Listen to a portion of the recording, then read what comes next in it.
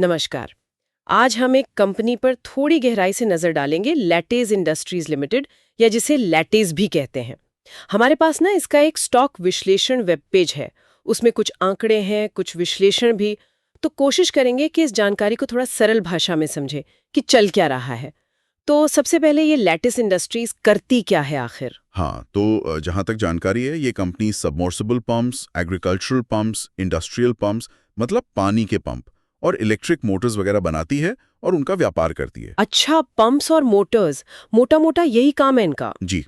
और ये भी ध्यान रखने वाली बात है कि ये जनरल इंडस्ट्रियल सेक्टर की कंपनी है और उसमें भी खास तौर पर कंप्रेसर्स और पंप्स उद्योग में। हम्म तो इससे ना एक आइडिया लगता है कि ये किस तरह के बिजनेस एनवायरनमेंट में काम कर रही है। मतलब कोई फैंसी टेक कंपनी नहीं, एक ट्रेडिशनल इंडस्ट्रियल प्लेयर है। सही।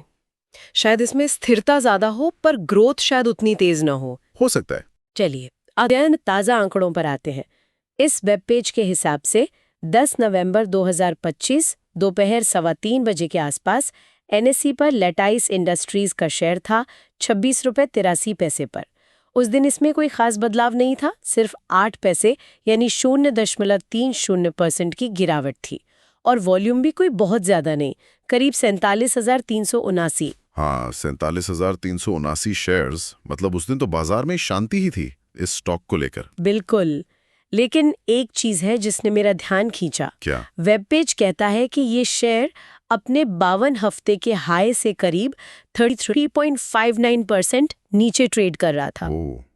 33% से ज्यादा नीचे? हाँ, मतलब साल के अपने टॉप लेवल से लगभग 1/3 नीचे। ये तो काफी बड़ी गिरावट है। बिल्कुल, 33% बहुत होता है, इसे नजरअंदाज नहीं कर सकते। ये निवेशकों के मन में ना कई सवाल खड़े करता है। जैसे कि ये गिरावट क्यों आई? स्रोत ने कारण तो नहीं बताया, लेकिन ये जानना जरूरी है, क्या कंपनी में कोई अंदरूनी दिक्कत है, या पूरा पंप सेक्टर ही डाउन है, या बस मार्केट का उतार चढ़ाव है। लेकिन ये आंकड़ा ये जरूर साफ करता है कि पिछला 1 साल स्टॉक के लिए काफी वॉलेटाइल रहा है, मतलब उतार चढ़ाव भरा। हाँ, तो एक तरफ तो हाल की स्थिरता है, दूसरी तरफ पिछले साल की ये बड़ी गिरावट। अब देखते हैं कि ये वेब पेज ओवरऑल क्या कह रहा है। एक हेडलाइन दी है उन्होंने, मजबूत प्रदर्शनकर्ता, महंगा हो रहा है। हाँ, ये थोड़ा अजीब नहीं लगता?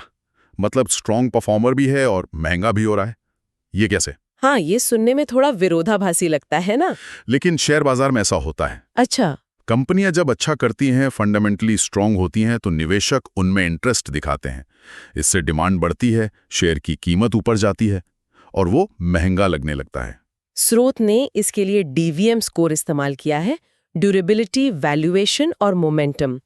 पूरा स्कोर तो सब्सक्रिप्शन के पीछे है, पर जो झलकियां दी हैं वो काफी हैं। हाँ, बताइए, पहला क्या है? ड्यूरेबिलिटी यानी कंपनी की वित्तीय मजबूती, उसका टिकाऊपन। स्रोत इसे उच्च वित्तीय ताकत या हाई फाइनेंशियल स्ट्रेंथ बता रहा है। उच्च वित्तीय ताकत, ये तो बहुत अच्छा साइन है। बिल्कुल। इसका मतलब हो सकता है कि कंपनी की बैलेंस शीट अच्छी है, कर्ज शायद कंट्रोल में है और वो आर्थिक मुश्किलों को झेल सकती है। लॉन्ग टर्म निवेशकों के लिए बहुत जरूरी होता है। ठीक है, तो फाइनेंशियल हेल्थ अच्छी है। दूसरा था वैल्यूएशन, मतलब शेयर कितना महंगा या सस्ता है। हाँ, वैल्यूएशन। इसे स्रोत मध्यम मूल्यांकन या मिड वैल्यूएशन बता रहा है। मध्यम मतलब ना बहुत सस्ता ना बहुत महंगा। एग्जैक्टली। पर यहीं पर वो महंगा हो रहा है वाली बात थोड़ी कंफ्यूज करती है। हाँ, वही मैं सोच रही थी। हो सकता है इसका मतलब ये हो कि ऐतिहासिक रूप से, मतलब अपने पिछले लेवल्स के मुकाबले या शायद इसी सेक्टर की दूसरी कंपनियों के मुकाबले, ये महंगा लगने लगा है। भले ही अभी भी ओवरऑल मध्यम रेंज में हो या हाल में कीमत तेजी से बढ़ी हो। ये एक नुक्ता है, मतलब मध्यम होते हुए भी रिलेटिवली महंगा लग सकता है। अच्छा, और तीसरा फैक्टर मोमेंटम, हाल की चाल कैसी है? मोमेंटम को स्रोत टेक्निकली मॉडरेटली बुलिश बता रहा है। टेक्निकली मॉडरेटली बुलिश, और स्कोर दिया है 62.800। मॉडरेटली बुलिश मतलब हाल के ट्रेंड्स को देखें तो स्टॉक में कुछ पॉजिटिव मूवमेंट दिखी है, कीमत ऊपर की तरफ जा रही है, लेकिन ये कोई बहुत जबरदस्त तेजी नहीं है। 62.8 का स्कोर 50 से ऊपर है, जो पॉजिटिव तो है, पर जैसे 80-90 होता है वैसा स्ट्रॉन्ग मोमेंटम नहीं है। समझी। तो अगर तीनों को एक साथ रखें, ड्यूरेबिलिटी हाई है, मोमेंटम मॉडरेटली बुलिश है और वैल्यूएशन मध्यम है पर महंगा भी लग रहा है, तो इसका निचोड़ क्या है? स्रोत क्या सलाह दे रहा है? स्रोत का निचोड़ वही है जो हेडलाइन में था। वो कह रहे हैं कि स्टॉक क्वालिटी, ड्यूरेबिलिटी और टेक्निकल ट्रेंड मोमेंटम में तो ठीक लग रहा है, लेकिन वैल्यूएशन थोड़ी चिंता की बात है, क्योंकि महंगा लग रहा है। तो फिर खरीदें बेचें? उनका सुझाव है कि अगर खरीदने का सोच रहे हैं तो शायद थोड़ा इंतजार करना बेहतर हो सकता है। किसी अच्छे मौके का, बेहतर कीमत का इंतजार करें।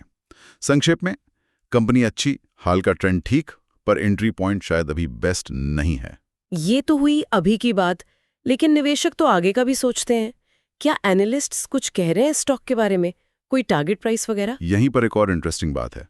स्रोत साफ कहता है, कोई अनुमान उपलब्ध नहीं है। No estimates available. कोई अनुमान नहीं? हाँ, मतलब कम से कम इस स्रोत के पास किसी बड़े एनालिस्ट का कोई फॉर्मल प्राइस टारगेट या बाय सेल रिकमेंडेशन दर्ज नहीं है। ऐसा क्यों हो सकता है? एनालिस्ट्स कवरेज ना होना तो निवेशकों के लिए थोड़ी मुश्किल पैदा कर सकता है। उन्हें मार्केट की एक्सपेक्टेशन का अंदाजा नहीं मिलता। इसके कई कारण हो सकते हैं। देखिए, लैटिस इंडस्ट्रीज शायद एक छोटी कंपनी हो, स्मॉल कैप। अक्सर बड़े ब्रोकरेज हाउस छोटी कंपनियों को कवर नहीं करते। अच्छा। या फिर जैसे हमने देखा कि स्टॉक में पिछले साल इतना उतार चढ़ाव रहा है, तो शायद एनालिस्ट्स के लिए भी अभी कोई पक्का अनुमान लगाना मुश्किल हो रहा हो। ये भी हो सकता है। जो भी वजह हो, ये जानकारी की कमी इन्वेस्टर के लिए एक तरह का रिस्क तो बढ़ा ही देती है। दूसरों की एक्सपर्ट राय का सहारा नहीं मिलता। सही का। अच्छा, एक और चीज का जिक्र है स्रोत में, स्वॉट एनालिसिस। हाँ, स्ट्रेंथ्स, वीकनेस, अपॉर्चुनिटीज, थ्रेट्स। स्रोत ने बस आइकॉन दिए हैं, 22S 4W 0O0T, मतलब 22 ताकतें और 4 कमजोरियां, पर वो है क्या ये बताया ही नहीं। हाँ, ये थोड़ा अजीब है। 22 स्ट्रेंथ्स सुनने में तो बहुत अच्छा लगता है ना? लेकिन जब तक ये ना पता हो कि वो ताकतें हैं क्या क्या, ब्रांड अच्छा है, डिस्ट्रीब्यूशन नेटवर्क है, कोई खास टेक्नोलॉजी है, तब तक ये नंबर सिर्फ एक नंबर है। और वो 4 कमजोरियां, क्या कर्ज ज्यादा है, किसी एक ग्राहक पर निर्भरता है, क्या है? बिल्कुल, बिना डिटेल के ये स्वॉट एनालिसिस किसी काम का नहीं। ये जानकारी देने का बहुत ही सतही तरीका है मेरे हिसाब से। बिल्कुल, जैसे किसी ने बस गिनती करके छोड़ दिया हो।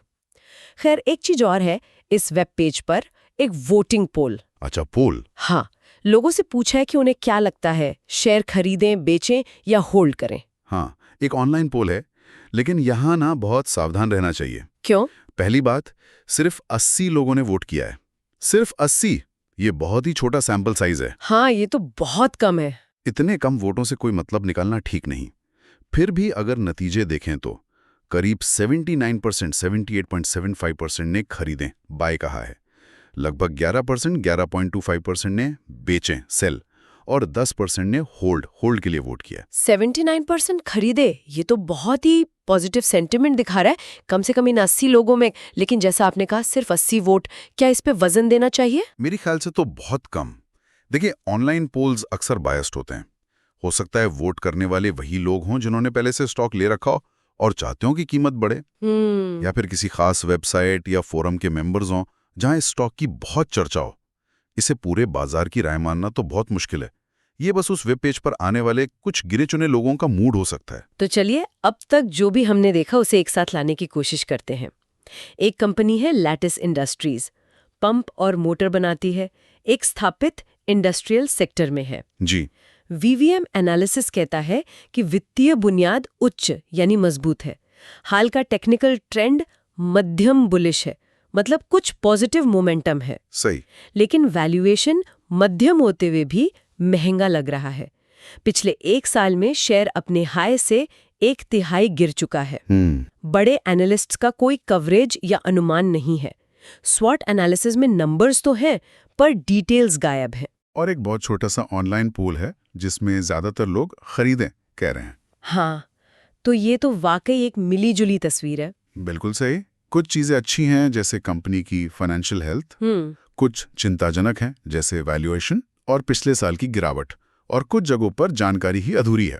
तो वो जो स्रोत का टाइटल था, मजबूत प्रदर्शन करता महंगा हो रहा है, वो इस मिली जुली तस्वीर को काफी अच्छे से कैप्चर करता है ना? हाँ, ऐसे ही लगता है। कंपनी में दम तो है, पर शायद मार्केट ने उसे महंगा कर दिया है। और जानकारी की कमी इसे और मुश्किल बना देती है। जी हाँ, ये उन सिचुएशंस में से है जहां निवेशक को ज्यादा होमवर्क करने की, ज्यादा सावधानी बरतने की जरूरत होती है। स्रोत की सलाह भी यही थी कि शायद इंतजार करना बेहतर हो। तो ये थी लेटाइस इंडस्ट्रीज लिमिटेड के बारे में उस स्टॉक विश्लेषण वेब पेज से मिली जानकारी पर हमारी आज की बातचीत। हमने कंपनी के काम, शेयर की चाल, डीवीएम स्कोर, एनालिस्ट कवरेज की कमी, अधूरे स्वॉट और उस छोटे से पोल को समझने की कोशिश की। और जैसा हमने देखा, जानकारी कई परतों में है। एक तरफ कंपनी की बुनियादी मजबूती है, थोड़ी पॉजिटिव गति है। दूसरी तरफ महंगा वैल्यूएशन, साल भर की गिरावट और ज़रूरी जानकारी की कमी है। ये स्रोत एक ऐसी कंपनी की कहानी बता रहा है जो शायद अच्छी है, पर सही कीमत पे शायद अभी नहीं मिल रही, और जिसके बारे में पूरी तस्वीर बनाने के लिए और जानकारी चाहिए होगी। और इसी से जुड़ा एक सवाल मेरे मन में आ रहा है, जिस पर शायद आगे सोचा जा सकता है। जी। जब किसी स्टॉक को, जैसे यहाँ हुआ, मजबूत लेकिन महंगा बताया जाए और साथ में एनालिस्ट की राय या स्वॉट जैसी डिटेल्स भी ना हो, तो एक निवेशक को फैसला लेने के लिए और किन चीजों पर ध्यान देना चाहिए? मतलब इस स्रोत के बाहर क्या देखना चाहिए? अच्छा सवाल है। क्या उन्हें कंपनी के पिछले क्वार्टरली रिजल्ट्स देखने चाहिए, मैनेजमेंट कमेंट्री सुननी चाहिए, या फिर उसी सेक्टर की दूसरी कंपनियों का वैल्यूएशन कैसा है ये कंपेयर करना चाहिए? ये शायद वो अगले कदम हो सकते हैं जिनके बारे में सोचना जरूरी है ना?